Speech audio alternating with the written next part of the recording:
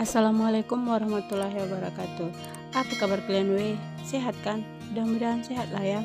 Kali ini kita mau belajar tentang pengenalan komponen elektronika. Tapi sebelum belajar ada baiknya kita berdoa dulu ya Sebelum kita bisa memahami tentang televisi, radio, komputer, handphone, smartphone, ada baiknya kalau kita kenalan dulu dengan komponen-komponen elektronika, iya kan? Kalau kita sudah kenal komponen, maka kita akan mudah nanti untuk merakit, memperbaiki, dan mengoperasikan rangkaian. Udah doanya kalian kan? Yuklah kita belajar yuk. Oke, kita lanjut ya. Oke.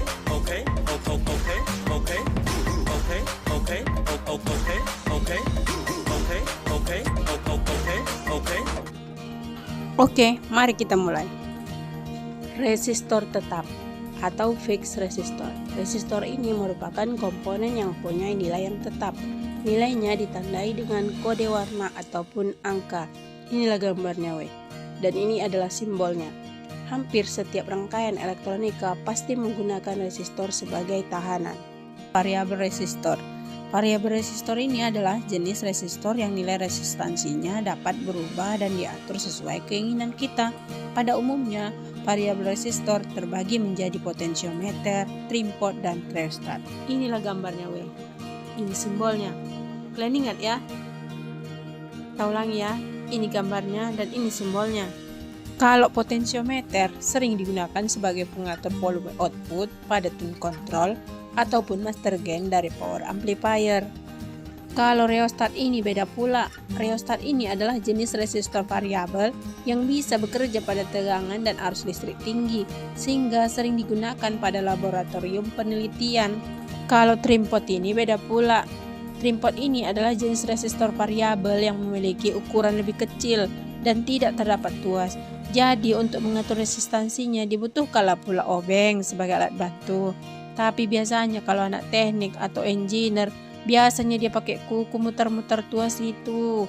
Tapi kalian janganlah nanti kayak gitu ya Salah satu rangkaian yang menggunakan trimpot adalah pada power ampli Super OCL 500 watt. Fungsinya trimpot di sini adalah sebagai pengatur DC offset dengan pengatur bias.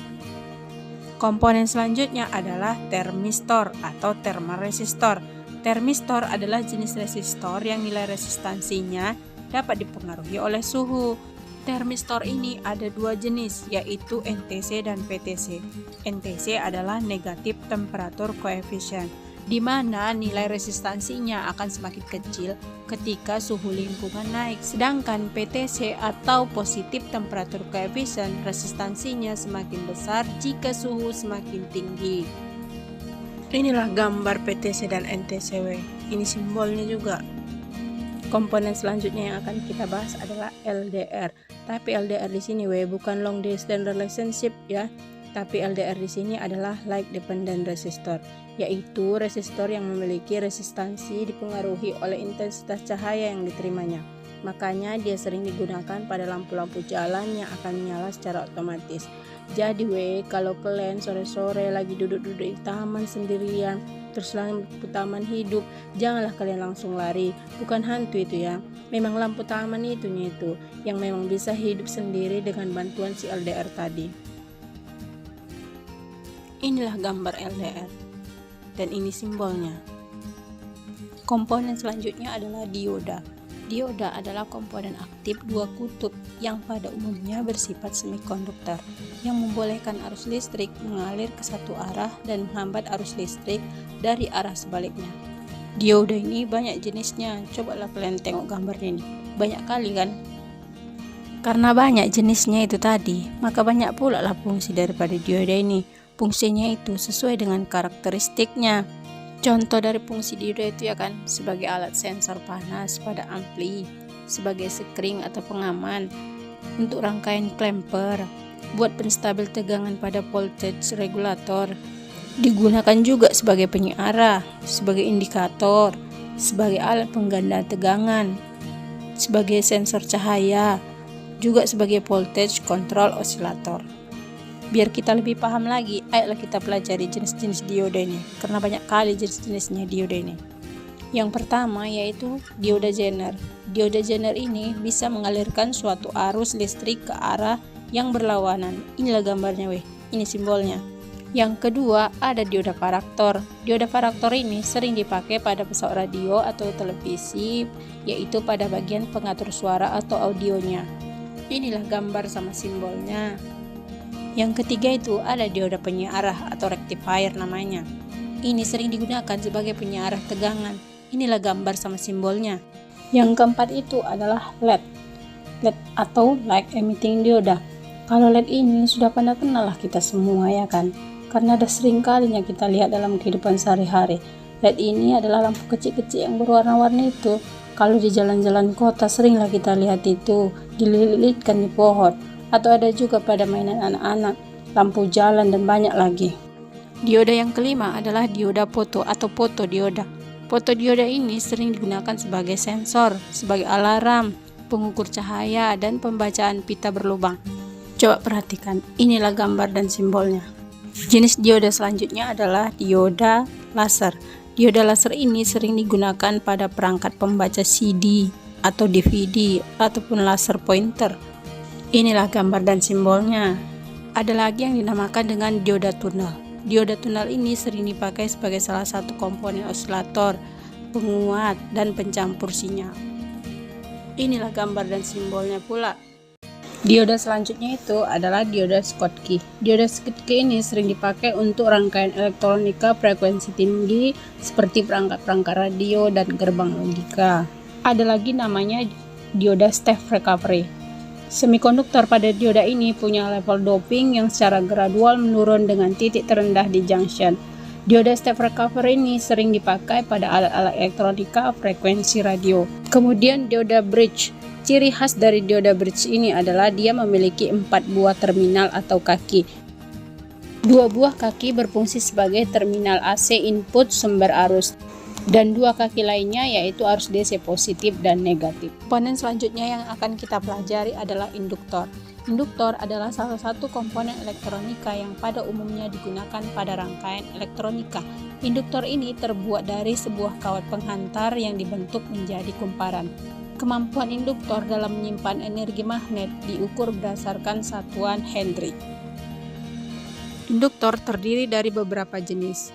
Jenis yang pertama adalah induktor berinti besi, yang kedua berinti ferit, yang ketiga berinti udara, yang keempat inti berbentuk O-ring, yang kelima adalah inti berlapis-lapis, yang keenam adalah variabel induktor. Cobalah kalian perhatikan secara seksama gambarnya yang 66 ini. Dan ini juga ada simbolnya. Coba perhatikan betul-betul ya. Kita ulangi lagi ya. Induktor itu tadi ada 6 jenis. 1 inti besi, inti ferit, inti udara, O-ring, berlapis-lapis, dan variabel induktor.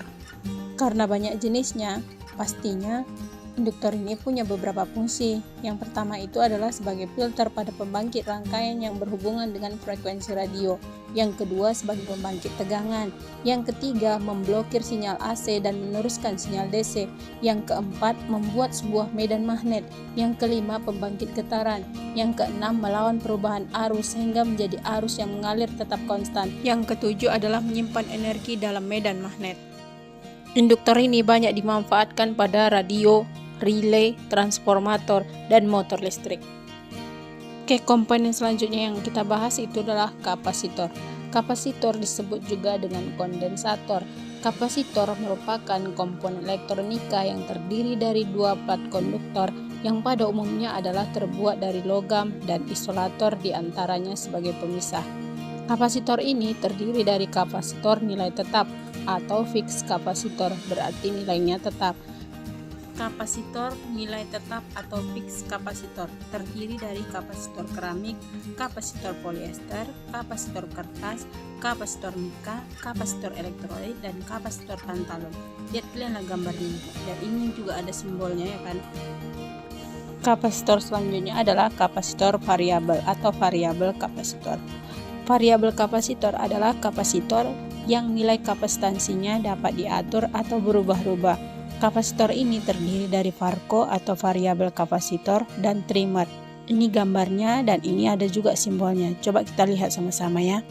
Kapasitor juga memiliki banyak fungsi dalam rangkaian elektronika ini, yaitu sebagai penyimpan arus dan tegangan listrik, sebagai konduktor yang melewatkan arus AC, sebagai isolator yang menghambat arus DC, sebagai filter dalam rangkaian catu daya, sebagai kopling, sebagai pembangkit frekuensi dalam rangkaian osilator, bisa juga sebagai penggeser fasa, dan bisa juga sebagai pemilih gelombang frekuensi.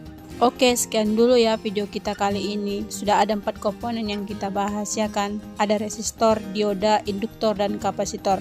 Komponen-komponen inilah yang menjadi dasar dari sebuah rangkaian.